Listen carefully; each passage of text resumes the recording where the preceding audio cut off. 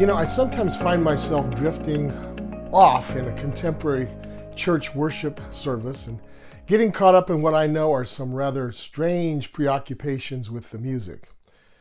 Now, I'm sharing some of these strange thoughts of mine about church music as an encouragement to anybody else who might struggle as I do.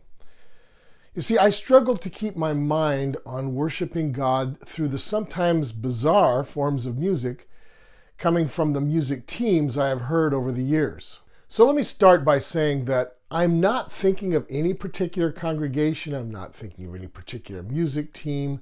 I'm thinking of the evangelical worship music experience that's common to many of us these days in the United States and Canada. So let me begin with a pet peeve of mine that my wife is very tired of hearing from me.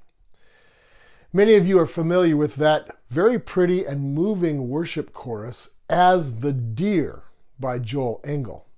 Now, I value that chorus. I've led people in singing that chorus. It's become a staple in contemporary worship. But I just can't sing it anymore without getting a little hot and bothered, and here's why. I have always been interested in language.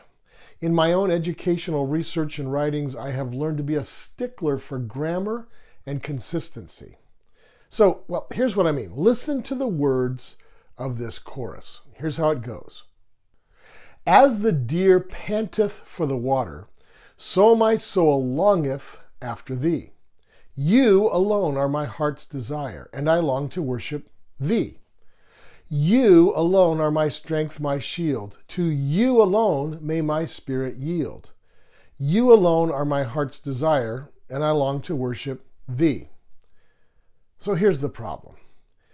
If you want to use the old-fashioned, elegant these and thous of the King James Bible, great. But just be consistent.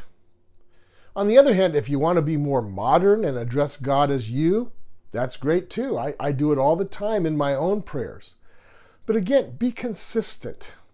Either say this, as the deer panteth for the water, so my soul longeth after thee. Thou alone art my heart's desire, and I long to worship thee. That's consistent. Or you could say this, as the deer pants for the water, so my soul longs after you. You alone are my heart's desire, and I long to worship you. That's consistent too. My point is just stick with either the contemporary or the old-fashioned English. Mixing them drives me crazy. Now, I realize that churches purchase those lyrics ready to go for projection up on the screen. I understand that there are copyright issues involved and all that. All I'm saying is that it bothers me and that maybe a few other oddballs like myself are bothered too. Now, in my time as a doctoral student, I wouldn't have dreamt of presenting my professors with anything less than the very best English I could compose. And in my career as an educator, I would not consider giving a top-level grade for anything less than consistent college-level English from my students. So my question is God worthy of less? Now, I fully understand that this chorus was not written as a college essay, and I'm sure that it was written as an honest expression of devotion to God. And I know that most people never give the inconsistent English the slightest thought, but it bothers me. Well, on to a frustration that I think a few more people actually might share with me, and that's the issue of performance versus participation in worship. Now, I don't know how many times in my life as a Christian educator I have heard people express frustration that they find it hard to worship because the music is presented more of as a rock concert than as a chance for congregational singing. Now, again, I'm not picking on any particular church, and I'm not even thinking that there's sin involved either way. To me, there are several basic things to keep in mind in the debate about performance versus participation in worship. So, if a church leadership wants to feature a hot band and excellent music, that's fair enough.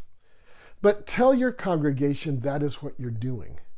You could say to them, hey folks, we're honoring God with the most excellent music we can produce. If you want to sing along with us, that's great. But we're performing for God, and we want, through this music, to attract new people through the excellence of our performance. Well, fine and dandy. That approach may be legitimate. It might even be biblical. Just look at some of the title captions to the Psalms. They seem to have been intended to be performed excellently. But if you tell your people that you want to lead them in worship, then give them songs they can actually sing and that they will remember throughout the week. And while you're at it, keep the sound low enough so that they can hear themselves and hear those around them. And please, unless you're clearly using a certain style of music to attract new people, remember that there are probably a lot of diversity in your congregation with a range of musical tastes. So the worship music should reflect that. Everyone should be able, within reason, to go home after church having authentically connected with God through the singing. Now, here's one more thought about musical style.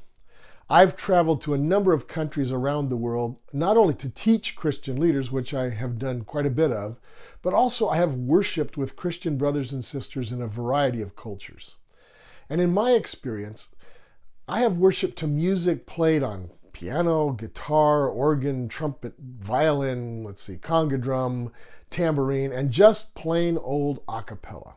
I have worshiped with followers of Jesus who raised their hands, who swayed back and forth, or who stood quietly with heads bowed and eyes closed.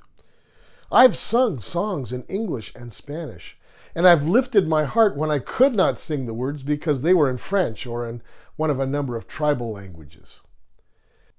Experiences like these have helped me see, at least at times, the essence of worship. And here's what I believe the essence of worship is.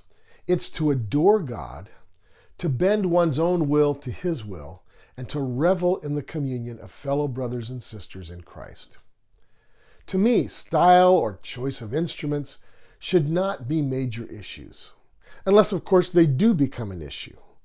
Unless someone makes them an issue, unless they become so much in the forefront, so important that they push connecting with God and fellowshipping with others way off in the background. Corporate worship should be all about loving God in the company of others who are also loving God. Okay, well, that's enough about worship now. Thanks for hearing me out on this subject of Christian music and worship. This is Dr. Michael Bogart with Aspect Ministries, promoting effective 21st century faith. See you next time.